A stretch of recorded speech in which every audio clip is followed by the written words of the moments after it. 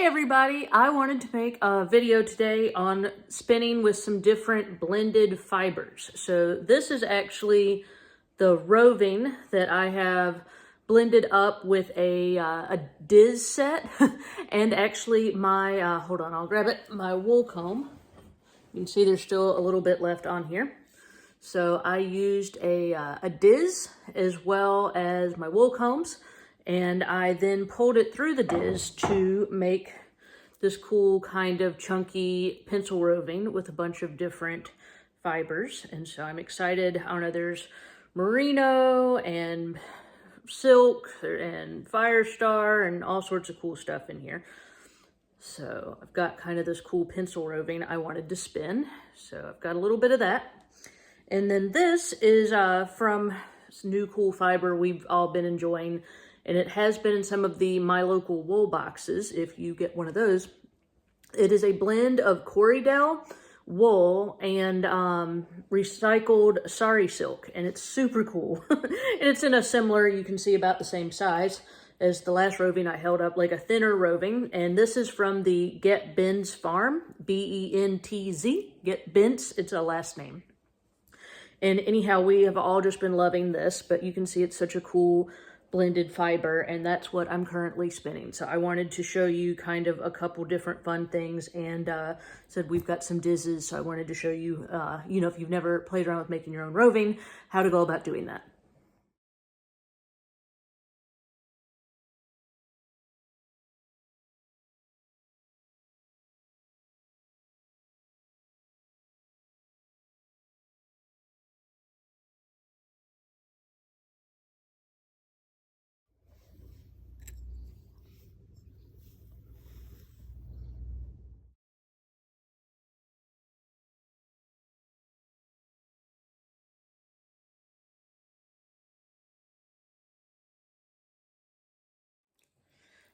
Okay, so this is the, I'm doing a single ply. And here, I can do shameless promotion for our, let's see, spinner's tool here, but it will give me a good way to show you the ply. And like I said here, this is back. So you can see it's got the sari silk mixed in there, and this is going to be a nice, roughly sport weight. I'm not going to make you watch me do all the wraps, but it'll be roughly sport weight single ply sari silk. Put this back on my wheel. Oh, now I dropped it. I'll get it in a minute.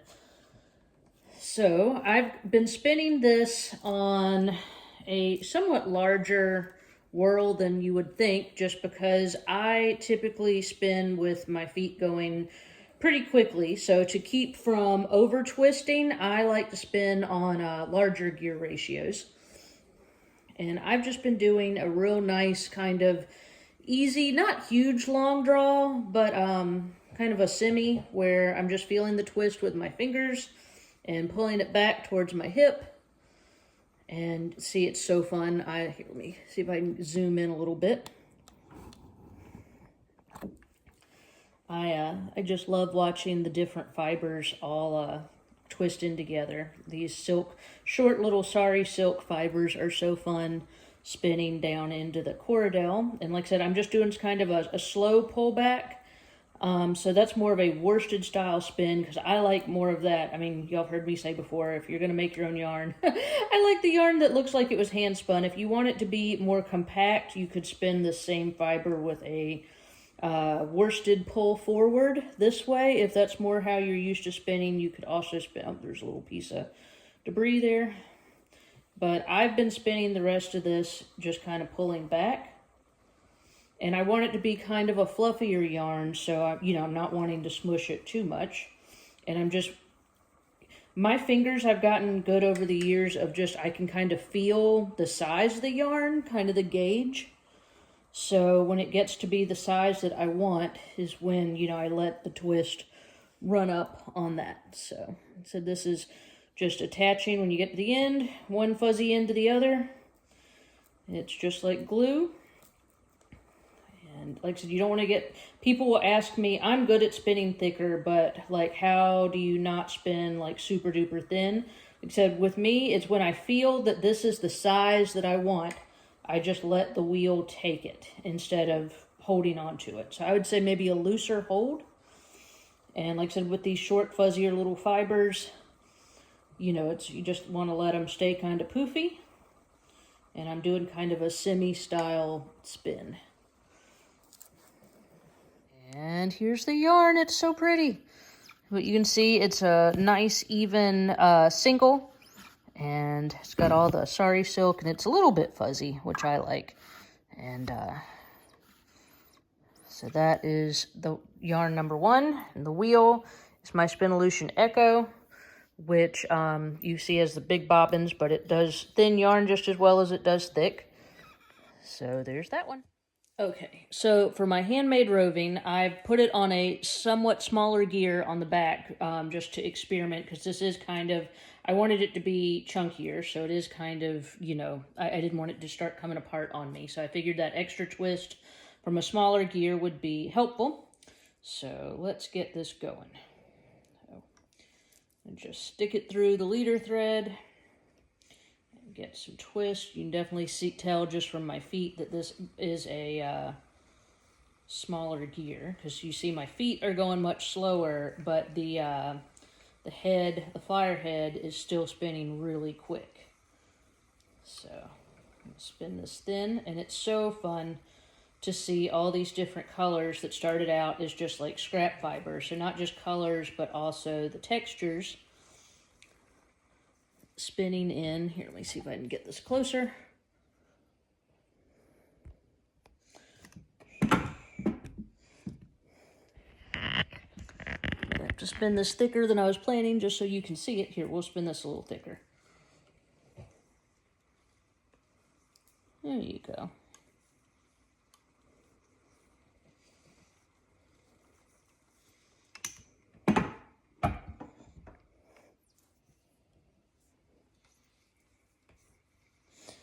So you can see how this pencil roving doesn't take too much drafting because it's already pretty thin. So here, we'll spin that thicker. And you can see it come right off the top. Let me get a different angle. Okay, here's from the other side in hopes that you could see the yarn better. So, spinning it kind of a Aran weight, worsted, bulky, somewhere in there, weight yarn. And like I said, because we've already run this through the Diz, it allowed us to not only kind of blend these different fibers, but to also get them in the form of pencil roving, where all the, you know, fibers are going in the same direction. So instead of just having a bunch of scraps, and y'all have seen me do, I think I called it kind of like marbled yarn before, blending them by hand as I'm going, because I already ran them through the Diz. They're already kind of pre-blended. So I'm getting the look of the yarn that I have always historically enjoyed with all the colors blended together, but without having to sit here and do it like as I'm spinning. It's already prepared in the form of roving. So I'm about out. I have to make more of this. I just made a little bit because that's what I was going to be showing in this video. Let me switch pegs here so that you can actually see a little bit more of the yarn when I'm done with this little bit of roving. But this is really fun. Like I said, this is some dyed merino from my friend Christina, as well as Firestar, some mulberry silk that's also dyed, and I believe a little bit of faux cashmere, but the main base is a hand-dyed merino, but just in different colors. This is the last little bit. You see that the roving is just kind of, the pencil roving just kind of unrolls under your lap. But look how well it's holding together. And it's about that size. So it's really fun turning these like ribbons of fiber into some really pretty yarn.